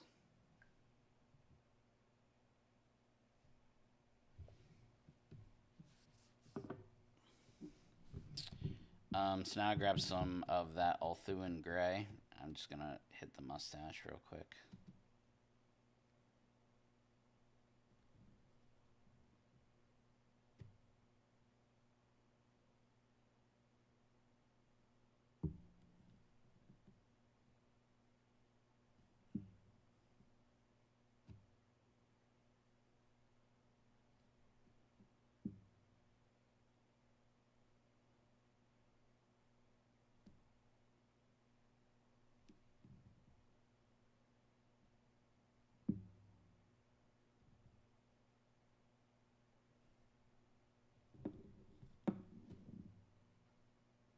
I'm just kind of taking the side of my brush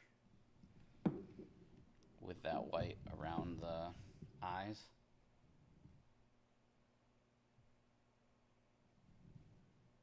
Glue snow. Ooh. Ooh.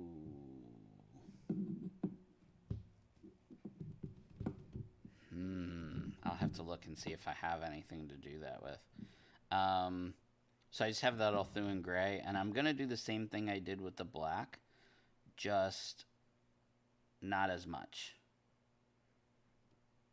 It's okay if it looks like he has mascara on,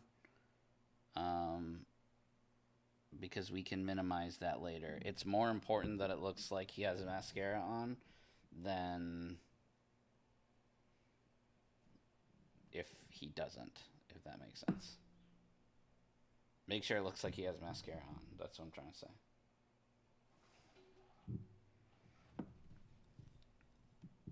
And if not, then you may have to redo the black and then the white, because you want to be able to see black all around the white.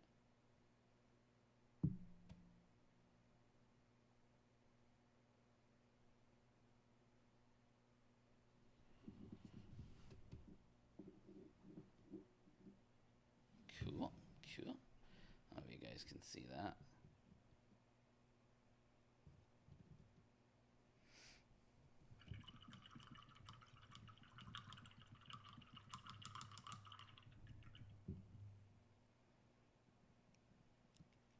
I'm curious about the snow now.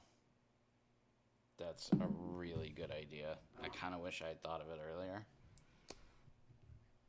Because if I don't have the stuff for it, then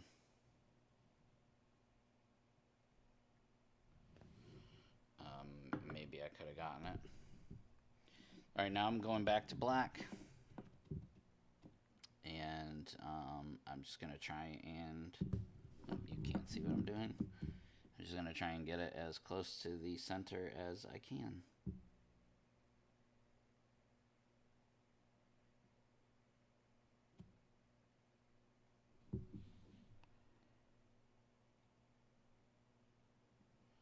It's pretty good.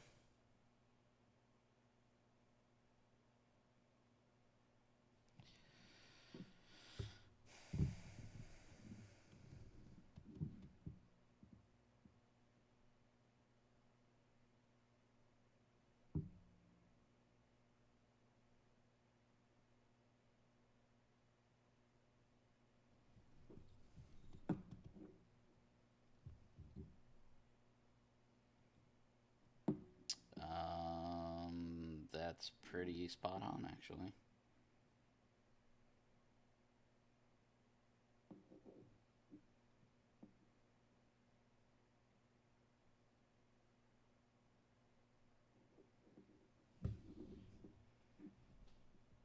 It's actually, I very rarely, if ever, get it perfect on the first try. That's pretty spot on, actually. um,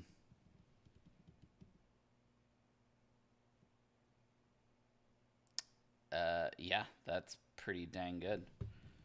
Um,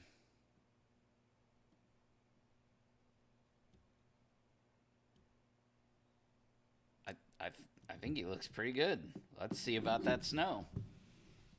Hang on. Give me, I wish I could, like, press a button and be like, here, listen to this Christmas music. I'll be right back. I'm here. It's just you can't hear me because I'm looking for snow.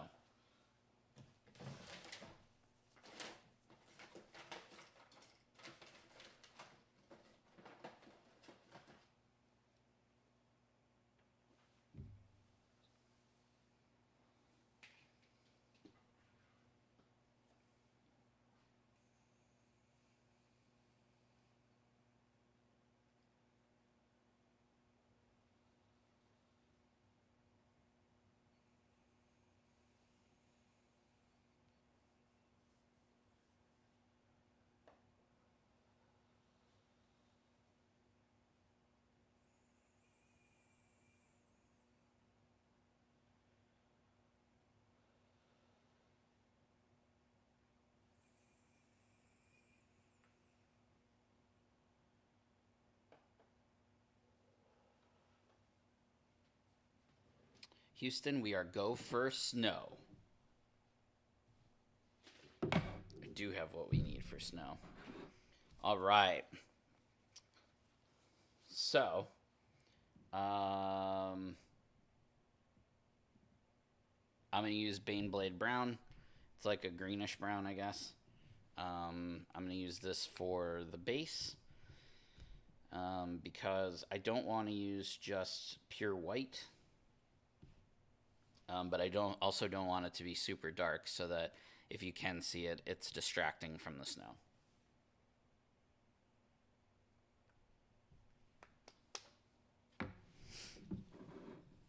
And this is going to be for the top of the base here, where the snow is going to go.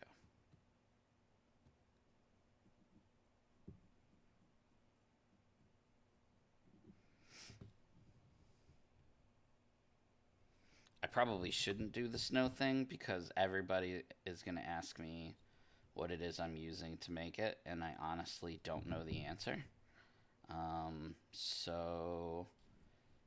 And the reason that I don't know the answer is because back when I first started painting, I went to like a used game auction.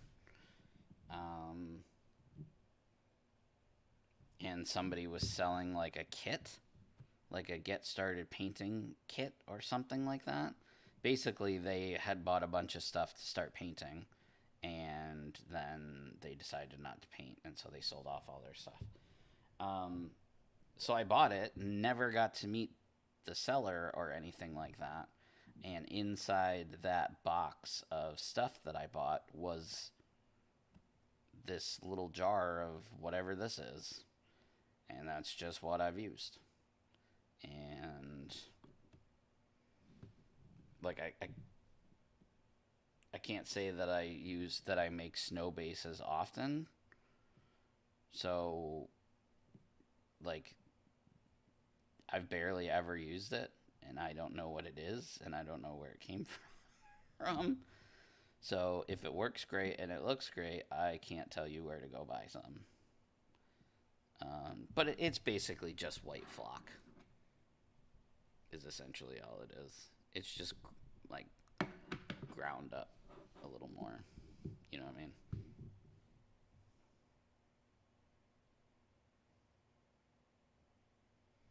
I need some frosty bushes. Oh,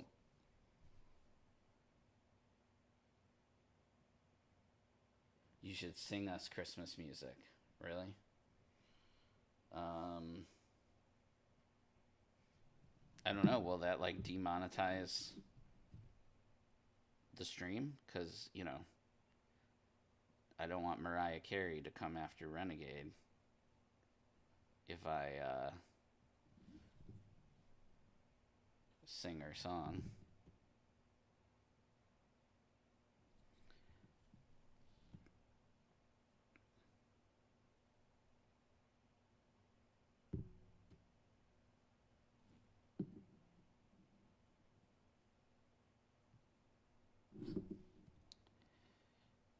This coat that you put on top of this does not need to be perfect.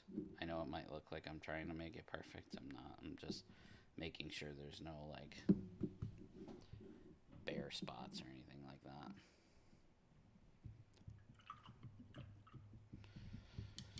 All right. So now that we have got that down, while we let that dry, we're going to go zoom out a little bit here. This is what I'm going to use to make the snow basis. Literally just snow flock. Again, I don't know where this came from. It has no markings on it. I think this was just the container that he had stuff in.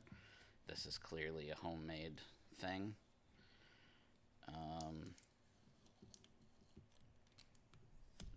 See, I think I taped that when we moved to this house. So I haven't used this in...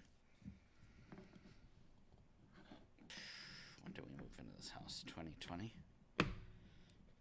Really? It's almost 4 years? 3.5 years? Have I lived in this house that long? When did we move? June of 2020. Yeah, this is 3.5 years almost. Wow, it's crazy. All right, so this is going to make a huge mess. So let's try and prevent some of that from happening. Just so that I have less to clean up. Now we need some glue.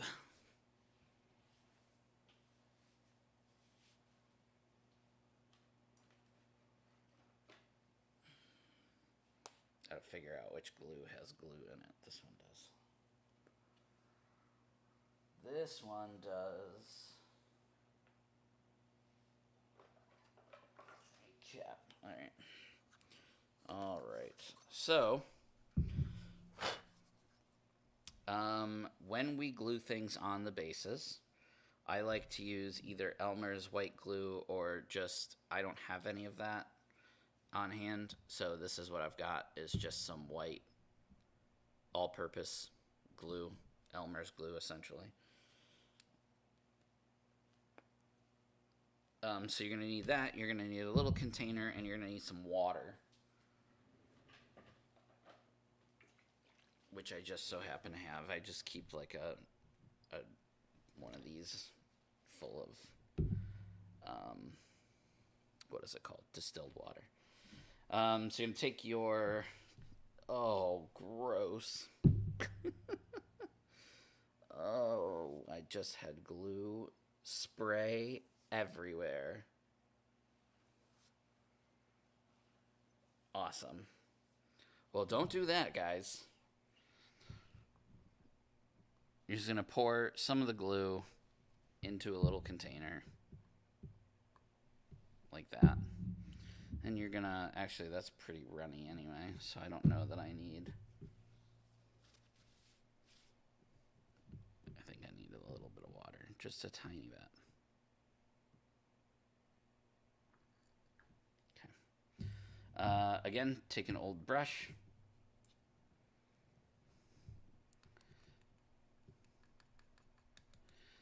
Stir it around. The reason for the water is so that you can really brush this stuff on. And you can get it all over where you need to get it.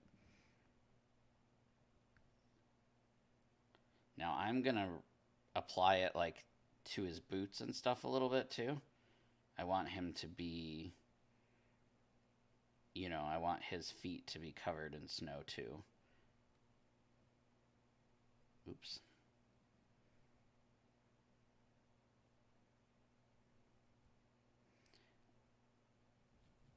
I don't really want it to be on the sides, so I'm going to have to use a paper towel to get that off. I was having a very difficult time getting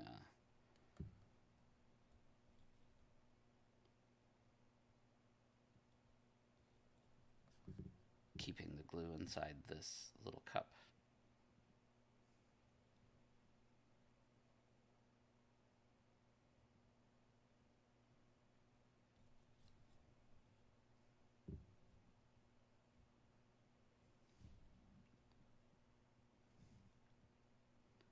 All right.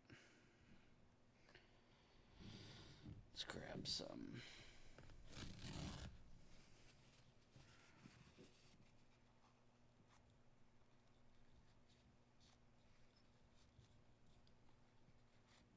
All right, so your base should kind of look like that.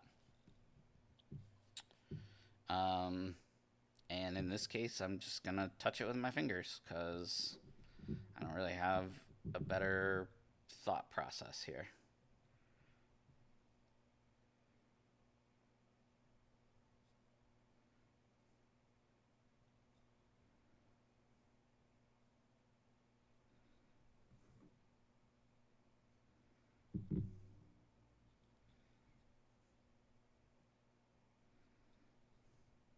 Put some on his cloak.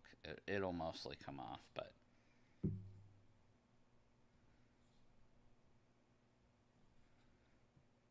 it's a decorative piece, right?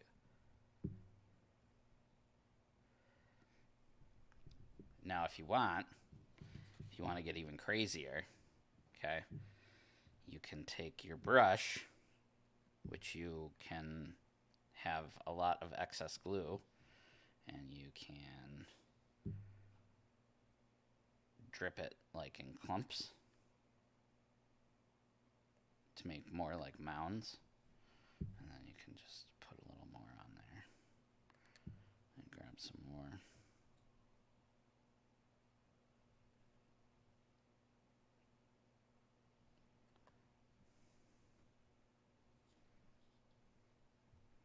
This was a really bad idea. Whose idea was this?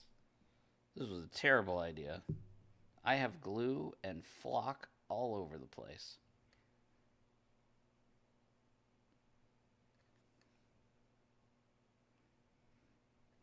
I'll go upstairs and my wife's going to be like, "What were you in the basement doing?" It's these Power Ranger fans, babe.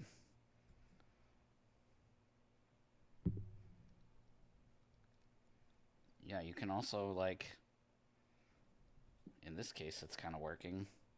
I didn't know that it would, but just like, no, I'm not going to put glue. That would, see, did you see what I almost did? You guys are making me do bad things.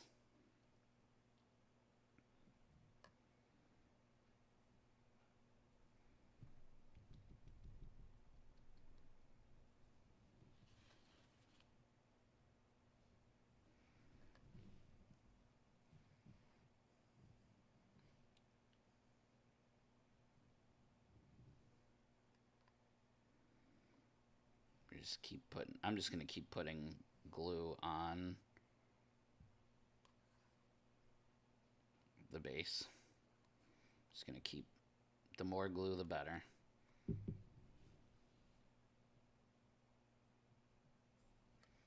The more glue, the better.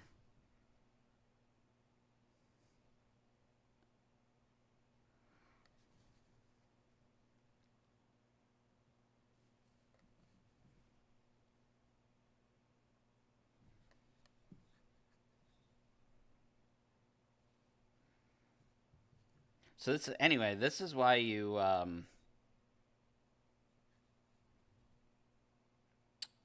water down the glue, so that you can essentially paint it. Okay. There you go, buddy. Just gonna pretend like it snowed on top of you. There you go. Why not? Why not? I got it everywhere anyway. Alright, we're going to let that set for a minute. I'm going to try and dust off some space here. Holy moly. Bad ideas. No, it was fine. That was fun. I can legitimately say that I have not done that particular, we'll call it technique, before. John says I'm not doing it right. I need army painter snow. That is definitely not something I have. Is that like a technical paint? Like, is there something in it that gives it texture?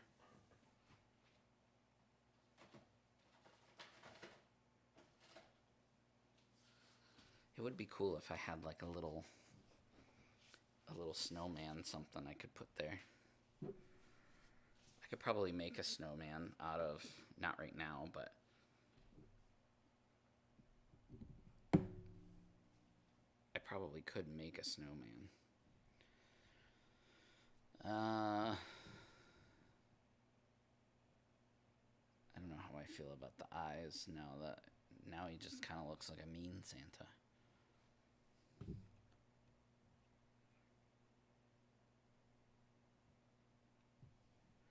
Does he look like a mean Santa? I will get you.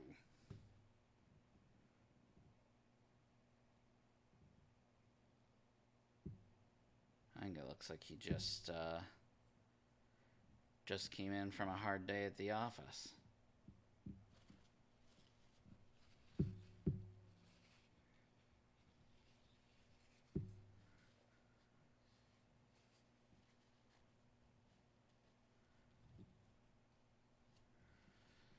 Probably not going to be able to paint the rim until it's dry, and it's not going to be dry today.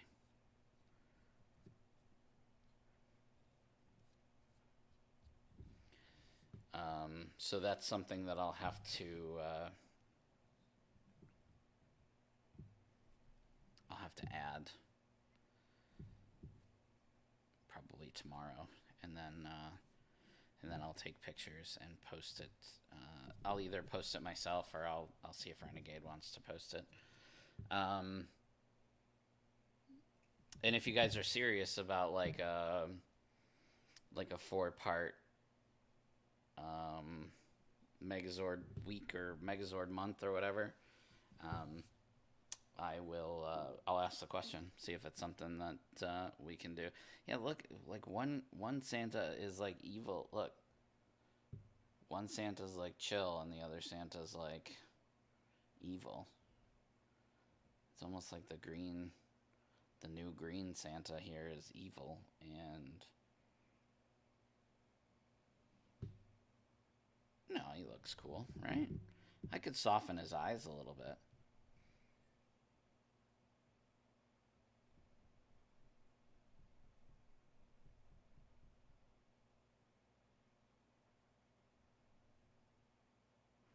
I don't know.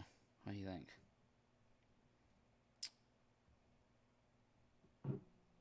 And then I've got snow exploding over the side here. AKA the glue is too liquidy, and it's because I'm moving it all over the place.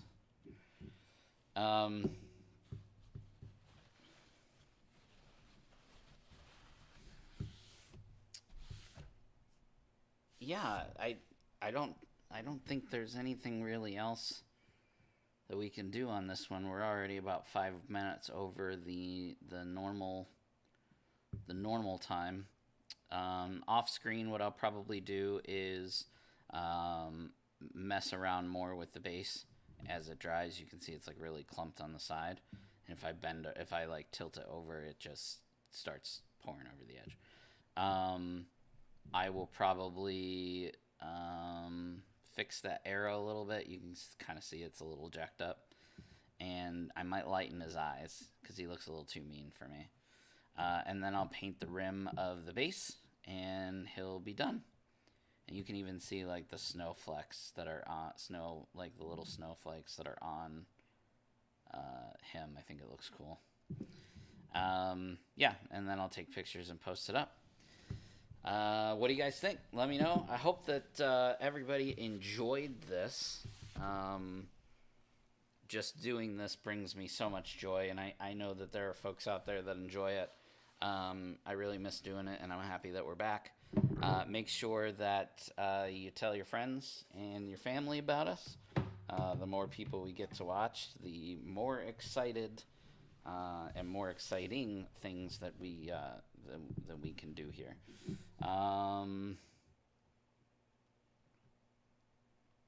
Yeah, I think that's about it. If I don't talk to you, enjoy your holidays with your loved ones, however you choose to celebrate. And as always, make sure that you take care of yourself, you take care of each other, you play your games, you paint your miniatures, and I will see you guys next time.